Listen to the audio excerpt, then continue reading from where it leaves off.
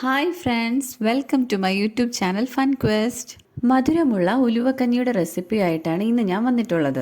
നിങ്ങൾ ആദ്യമായിട്ടാണ് എൻ്റെ ചാനൽ കാണുന്നതെങ്കിൽ സബ്സ്ക്രൈബ് ചെയ്യാനും തൊട്ടടുത്ത് കാണുന്ന ബെൽ ഐക്കണിൽ ഓൾ പ്രസ് ചെയ്യാനും മറക്കരുതേ. കൂടെ ലൈക്ക് ചെയ്യാനും ഷെയർ ചെയ്യാനും കമൻറ്റ് ചെയ്യാനും. അപ്പോൾ നമുക്ക് വീഡിയോ സ്റ്റാർട്ട് ചെയ്യാം.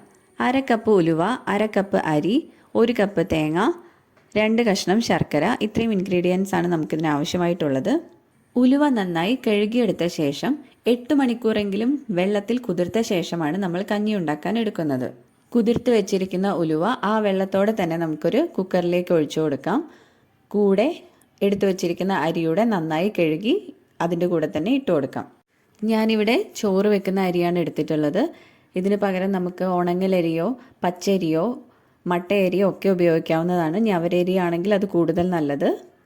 പൊതുവേ കർക്കിടക മാസത്തിൽ കഴിക്കുന്ന ഈ ഒരു ഉലുവക്കഞ്ഞി 7 ദിവസമെങ്കിലും അടുപ്പിച്ച് കഴിക്കുമ്പോഴാണ് നമുക്കതിൻ്റെ ഒരു ഗുണങ്ങളൊക്കെ കിട്ടുന്നത്. ഇനി കുക്കറിലോട്ട് നമുക്ക് ഇത് കുക്കാവാൻ ആവശ്യത്തിനുള്ള വെള്ളവും കൂടെ ഒഴിച്ചു കൊടുക്കാം.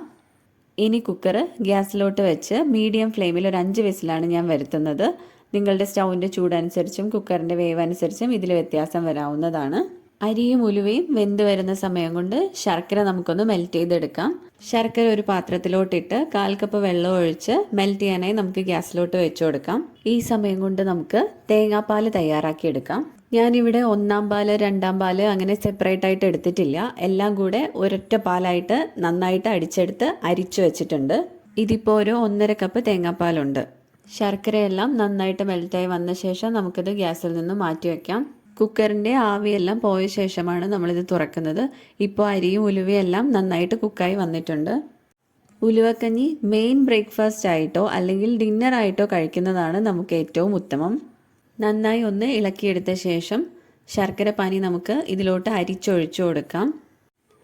മിക്കവരും മധുരം ഇല്ലാത്ത ഉലുവക്കഞ്ഞിയാണ് ഉണ്ടാക്കാറുള്ളത്. അങ്ങനെ ആകുമ്പോൾ അതിൻ്റെ ഒരു കയ്പുകൊണ്ട് കഴിക്കാൻ ചെറിയൊരു ബുദ്ധിമുട്ടൊക്കെ ഉണ്ടാവും.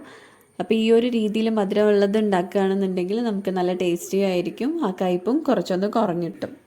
ശർക്കര പാനി ഒഴിച്ച ശേഷം കഞ്ഞി നന്നായിട്ടൊന്ന് വെട്ടി തിളയ്ക്കാൻ വേണ്ടി വെയിറ്റ് ചെയ്യണം. ശർക്കര പാനി കാച്ചിയ പാത്രത്തിലോട്ട് കുറച്ച് വെള്ളം ഒഴിച്ചു കൊടുത്ത് നന്നായി മിക്സ് ചെയ്തിട്ട് അത് ഈ കുക്കറിലോട്ട് അരിച്ചൊഴിച്ചു കൊടുക്കുകയാണ്. ആ വെട്ടി തിളച്ച ശേഷം നമുക്കിതിലോട്ട് തേങ്ങാപ്പാൽ എടുത്ത് വെച്ചത് ഒഴിച്ചു കൊടുക്കാം. തേങ്ങാപ്പാൽ ഒഴിച്ച് നന്നായിട്ട് കഞ്ഞി ഒന്ന് വെട്ടി തിളയ്ക്കണം. കഞ്ഞിയുടെ കൺസിസ്റ്റൻസി നിങ്ങളുടെ ഇഷ്ടത്തിനനുസരിച്ച് കൂട്ടുകയോ കുറയ്ക്കുകയോ ചെയ്യാം.